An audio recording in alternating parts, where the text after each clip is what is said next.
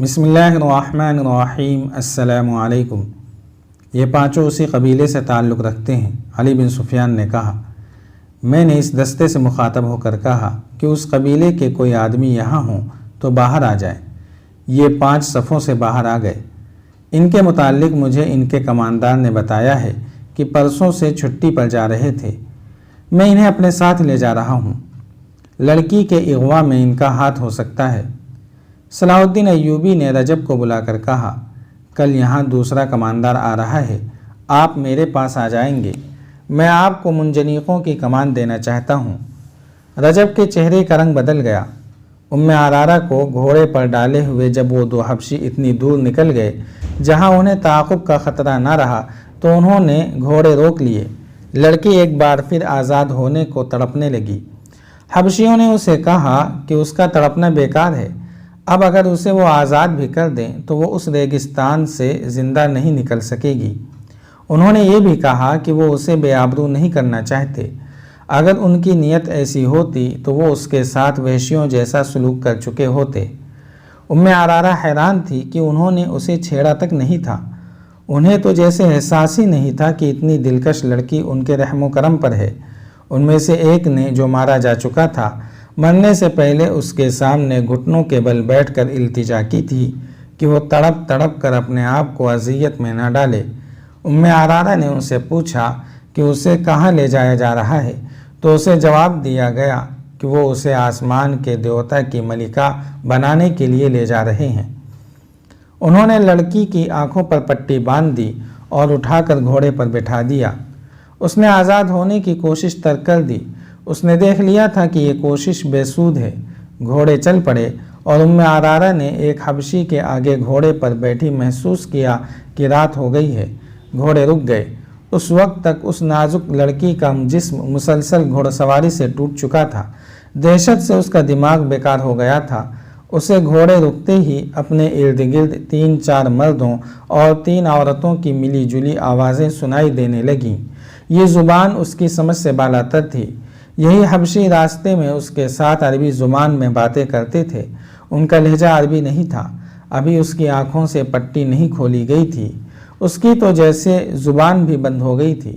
اسے کسی نے اٹھا کر کسی نرم چیز پر بٹھا دیا۔ یہ پالکی تھی۔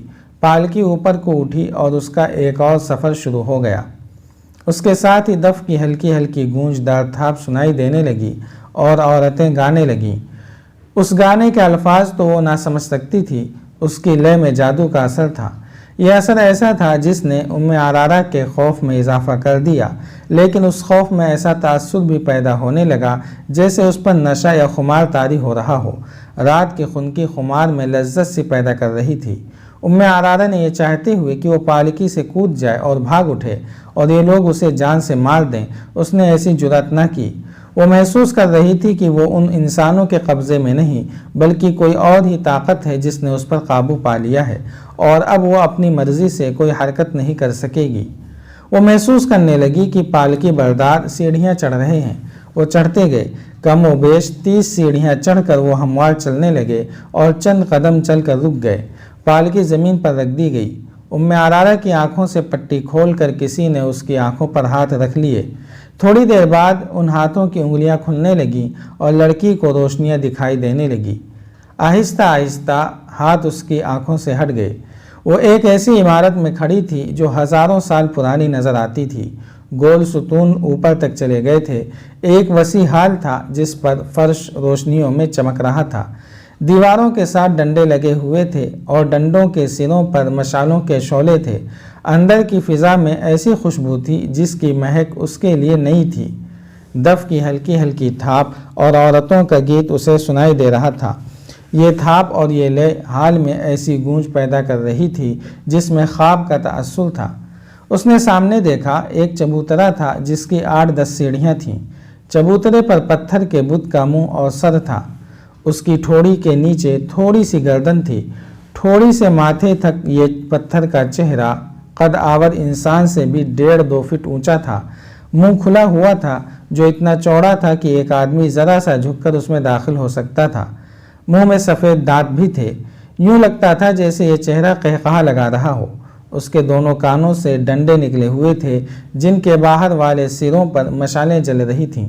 اچانک اس کی آنکھیں جو کم و بیش گز گز بھر چوڑی تھیں چمکنے لگیں، ان سے روشنی پھوٹنے لگی۔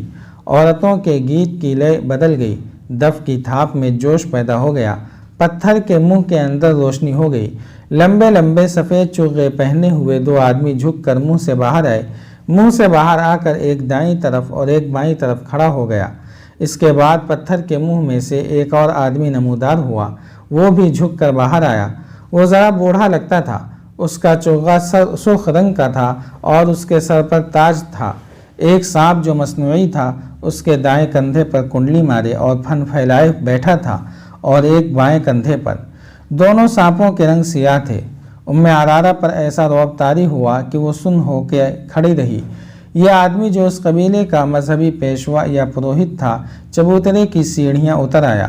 وہ آہستہ آہستہ عرارہ تک آیا اور دونوں گھٹنے فرش پر رکھ کر اس نے لڑکی کے دونوں ہاتھ اپنے ہاتھوں میں لے کر چوم لیے۔ اس نے لڑکی سے عربی زبان میں کہا، تم ہو وہ خوش نصیب لڑکی جسے میرے دیوتا نے پسند کیا ہے، ہم تمہیں مبارکباد پیش کرتے ہیں۔ عرارہ بیدار ہو گئی۔ اس نے روتے ہوئے کہا، میں کسی دیوتا کو نہیں مانتی۔ اگر تم دیوتاؤں کو مانتے ہو تو میں تمہیں انہی کا واسطہ دے کر کہتی ہوں کہ مجھے چھوڑ دو، مجھے یہاں کیوں لائے ہو؟ یہاں جو بھی آتی ہے یہی کہتی ہے، پروہت نے کہا، لیکن اس پر اس مقدس جگہ کا راز کھلتا ہے تو کہتی ہے کہ میں یہاں سے جانا نہیں چاہتی۔ میں جانتا ہوں تم مسلمانوں کے خلیفہ کی محبوبہ ہو، مگر جس نے تمہیں پسند کیا ہے اس کے آگے دنیا کے خلیفے اور آسمانوں کے فرشتے سجدے کرتے ہیں۔ تم جنت میں آ گئی ہو۔ اس نے چوغے کے اندر سے ایک پھول نکالا اور عرارہ کی ناک کے ساتھ لگا دیا۔ عرارہ حرم کی شہزادی تھی۔ اس نے ایسے ایسے عطر سونگھے تھے جو اس جیسی شہزادیوں کے سوا اور کوئی خواب میں بھی نہیں سونگھ سکتا تھا، مگر اس پھول کی بو اس کے لیے انوکھی تھی۔ یہ بو اس کی روح تک اتر گئی، اس کی سوچوں کا رنگ ہی بدل گیا، اس کی نظروں کے زاویے ہی بدل گئے۔ پروہت نے کہا، یہ دیوتا کا تحفہ ہے، اور اس نے پھول اس کی ناک سے ہٹا لیا۔ عرارہ نے ہاتھ آہستہ آہستہ آگے کیا اور پروہت کا پھول والا ہاتھ پکڑ کر اپنی ناک کے قریب لے آئی۔ پھول سونگھ کر خمار آلود آواز میں بولی، کتنا دل نشین تحفہ ہے، آپ یہ مجھے دیں گے نہیں؟ کیا تم نے تحفہ قبول کر لیا ہے؟ پروہت نے پوچھا۔ اس کے ہونٹوں پر مسکراہٹ تھی۔ ہاں، عرارہ نے جواب دیا، میں نے یہ تحفہ قبول کر لیا ہے۔ اس نے پھول کو ایک بار پھر سونگھا اور اس نے آنکھیں بند کر لیں جیسے مہک کو اپنے وجود میں جذب کرنے کی کوشش کر رہی ہو۔ دیوتا نے بھی تمہیں قبول کر لیا ہے، پروہت نے کہا اور پوچھا، تم اب تک کہاں تھیں؟ لڑکی سوچ میں پڑ گئی، جیسے کچھ یاد کرنے کی کوشش کر رہی ہو۔ سر ہلا کر بولی، میں یہیں تھی۔ نہیں، میں ایک اور جگہ تھی، مجھے یاد نہیں کہ میں کہاں تھی۔ تمہیں یہاں کون لایا تھا؟ کوئی بھی نہیں، عرارہ نے جواب دیا، میں خود آئی ہوں۔ تم گھوڑے پر نہیں آئی تھیں؟ نہیں، لڑکی نے جواب دیا، میں اڑتی ہوئی آئی ہوں۔ کیا راستے میں صحرا، پہاڑ، جنگل اور ویرانے نہیں تھے؟ نہیں تو، لڑکی نے جواب دیا، ہر طرف سبزہ زار اور پھول تھے۔ تمہاری آنکھوں پر کسی نے پٹی نہیں باندھی تھی؟ پٹی؟ نہیں تو، لڑکی نے جواب دیا، میری آنکھیں کھلی ہوئی تھیں اور میں نے رنگ برنگ پرندے دیکھے تھے، پیارے پیارے پرندے۔ پروہت نے اپنی زبان میں بلند آواز سے کچھ کہا۔ عرارہ کے عقب سے دو لڑکیاں آئیں اور انہوں نے عرارہ کے ہاتھ تھام لیے اور اس کو لے کر پروہت کے پیچھے چبوترے کی سیڑھیاں چڑھنے لگیں۔ پروہت پتھر کے پہاڑ جیسے چہرے کے منہ میں داخل ہو گیا۔ عرارہ بھی 3 سیڑھیاں چڑھ کر بت کے منہ میں جھک کر داخل ہو گئی۔ دونوں لڑکیاں وہیں کھڑی رہیں۔ عرارہ کا ہاتھ پروہت نے تھام لیا۔ منہ کی چھت اتنی اونچی تھی کہ وہ سیدھے چل رہے تھے۔ حلق میں پہنچے تو آگے سیڑھیاں تھیں، وہ سیڑھیاں اتر گئے۔ یہ ایک تہخانہ تھا جہاں قندیلیں روشن تھیں۔ ایک کمرے میں بھی مہک تھی۔ یہ کمرہ کشادہ نہیں تھا، چھت اونچی نہیں تھی، اس کی دیواریں اور چھت درختوں کے پتوں اور پھولوں سے ڈھکی ہوئی تھیں۔ فرش پر ملائم گھاس اور گھاس پر پھول بچھے ہوئے تھے۔ ایک کونے میں خوشنما سراہی اور پیالے رکھے تھے۔ پروہت نے سراہی سے 2 پیالے بھرے، ایک عرارہ کو دیا۔ دونوں نے پیالے ہونٹوں سے لگائے اور خالی کر دیے۔ دیوتا کب آئے گا؟ ام عرارہ نے پوچھا۔ تم نے ابھی اسے پہچانا نہیں؟ پروہت نے کہا۔ تمہارے سامنے کون کھڑا ہے؟ ام عرارہ اس کے پاؤں میں بیٹھ گئی اور بولی، ہاں میں نے اسے پہچان لیا ہے۔ تم وہ نہیں ہو جسے میں نے اوپر دیکھا تھا؟ تم نے مجھے قبول کر لیا ہے؟ ہاں، پروہت نے کہا، آج سے تم میری دلہن ہو۔ جاری ہے۔ اگر آپ کو یہ قسط وار سلسلہ پسند آ رہا ہے تو لائک، شیئر اور کمنٹ کے ذریعے ہماری حوصلہ افزائی کریں۔ جزاک اللہ خیرا۔